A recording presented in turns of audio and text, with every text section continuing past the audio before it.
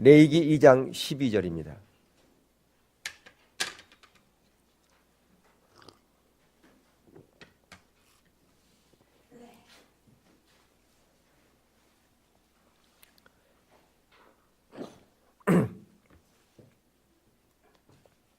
우리 합독합니다. 시작. 처음 익은 것으로는 그것을 여호와께 드릴지나 향기로운 냄새를 이하이는 제단에 올리지 말며. 예. 오늘은 추수감사주일입니다. 추수감사절의 유래를 우리는 잘 알고 있습니다. 1620년 영국의 개혁주의, 복음주의적인 개신교, 그들을 향해서 우리는 청교도라 그렇게 부릅니다. 그 국교의 핍박을 받아서 그들이 종교 자유를 위해서 신대륙인 미국에 그들이 정착하였지만 추위와 질병과 또한 배고픔으로 인해서 많은 사람들이 죽었습니다. 그럼에도 불구하고 그들이 추수하여 1621년 첫 수확을 하나님께 올려드리고 감사의 그 예배를 드리는 것이 유래가 되어져서 미국에서부터 그것이 시작되어져서 우리 한국의 선교사들이 와서 복음을 전하면서 그 추수감사주일을 지키게 되었습니다. 그래서 보통 추수감사주일은 11월 셋째 주인데, 그래서 우리나라의 이 기후와 맞지 않기 때문에 오늘날 많은 교회에서는 우리 한국의 기후 절기에 맞게끔 또 10월 달에 그렇게 하곤 합니다. 자, 어떻든 오늘 본문에도 보면 처음 익은 것, 첫 수확을 하나님께 드리라 그렇게 말씀하고 있지 않습니까?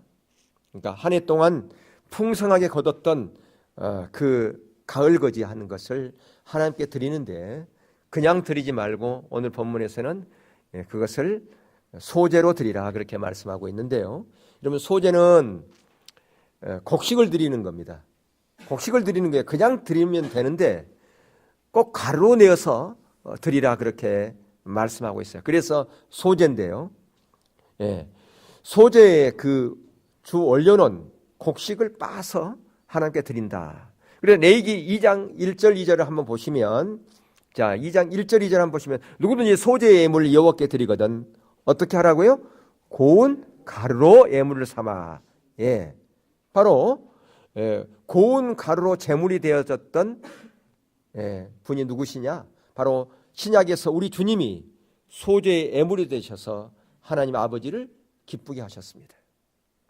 무슨 얘기냐? 바로 예수님께서 자기가 고운 가루가 됐다는 것은 철저하게 자기를 부쉈다고 하는 것입니다. 바로 십자가에서 자기를 부쉈음으로 말미암아 모든 인류를 구원하셨습니다.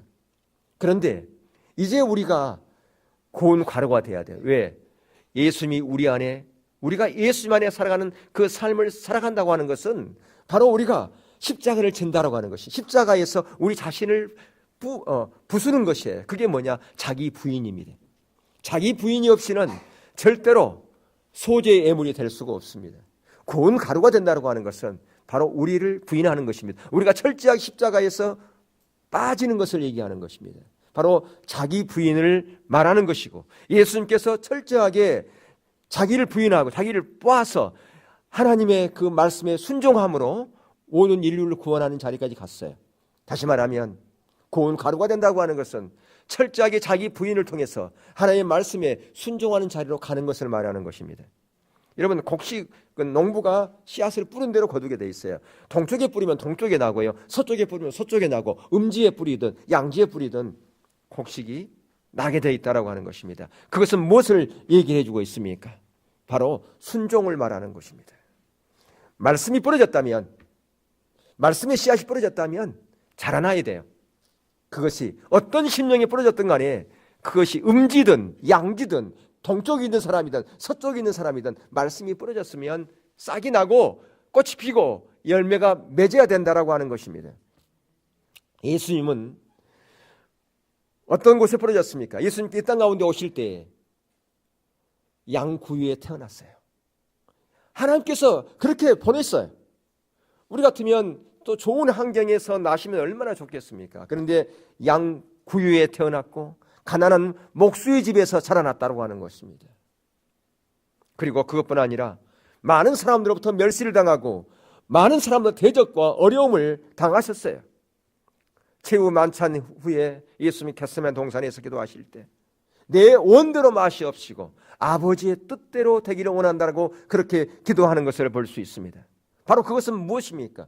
철저하게 자기 부인을 통해서 하나님의 말씀에 순종하는 자리로 가는 것이죠. 마지막까지 십자가에서 그는 자기를 부수고 순종함으로 말미암아 하나님 나라가 이 땅 가운데 세워지고 30배, 60배, 100배의 결실을 맺는 자리로 가고 있다고 하는 것입니다. 바로 그러한 일환으로 우리가 지금 필리핀도 가고 중국도 가는 것입니다. 여러분, 고운 가루를 준비한다는 말은 희생과 수고를 의미하는 것입니다. 그래서 이 소재로 드리는 곡식은 농부가 농사를 짓지 않는 그냥 자연적으로 자라나는 그런 곡식은 절대로 쓸 수가 없습니다. 그 얘기는 무엇입니까? 대가 지불이 없는 재물은 하나님 앞에 의미가 없다라고 하는 것입니다. 바로 이 재물을 얻기 위해서는 바로 농부의 땀과 수고와 그 모든 어려움이 거기에 같이 들어있어야 된다라고 하는 것이죠. 그래서 하나님께서는 전혀 수고하지 않는 것, 대가 지불이 없는 그런 재물을 받지 않습니다. 바로 이것은 우리는 구약에서 이 부분을 잘 알 수 있는 것인데요. 사무엘하 24장 24절 한번 보겠습니다. 왕이 아라우나에게 이르되 그렇지 아니하다. 내가 값을 주고 내게서 살이라. 값 없이는 내 하나님 여호와께 번제를 드리지 아니하리라 하고 다윗이 은 50세겔로 타작마당과 소를 사고. 무슨 얘기입니까? 사무엘하 24장에 보면 다윗이 인구조사를 합니다. 그래서 하나님께서 진노하셔서 7만 명이 전염병으로 죽어요. 왜 하나님이 진노하셨을까요? 인구조사한다고? 인구조사를 왜 했느냐? 군사로 나갈 인구가 몇 명인가 이거 파악하려고 그러는 거예요. 누가 그 백성들을 지켜주시는 것입니까? 하나님이.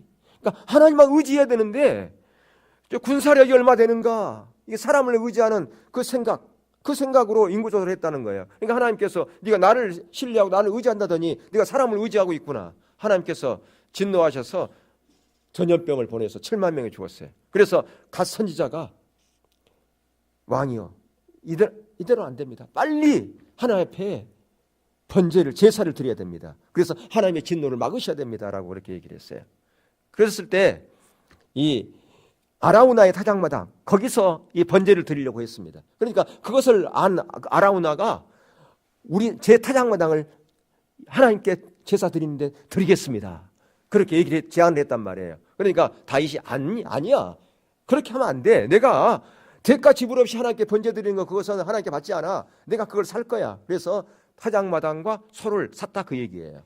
그게 무슨 얘기냐면 하나님께 제사를 드려 나아갈 때 대가 지불이 없는 예배가 돼서는 안 된다라고 하는 거예요. 그게 무슨 얘기예요? 오늘 우리가 주일날 예배 드려 나왔잖아요. 그러면 여러분들이 일주일의 삶 가운데 대가 지불이 있어야 된다라고 하는 것입니다. 어떤 대가 지불이 있었습니까?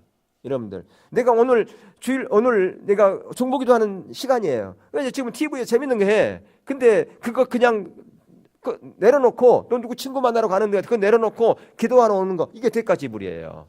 때로는 내가 오늘 친구들하고 회사에서 회식하러 가는데 거기 가면 술자리가 있는 것 같아. 그러니까 그거 가면 내가 죄 지을 것 같으니까 나 안 갑니다라고 또 거기에 또 갔다 할지라도 모든 유혹을 뿌리치는 거 그게 대가 지불이라 그 말이에요.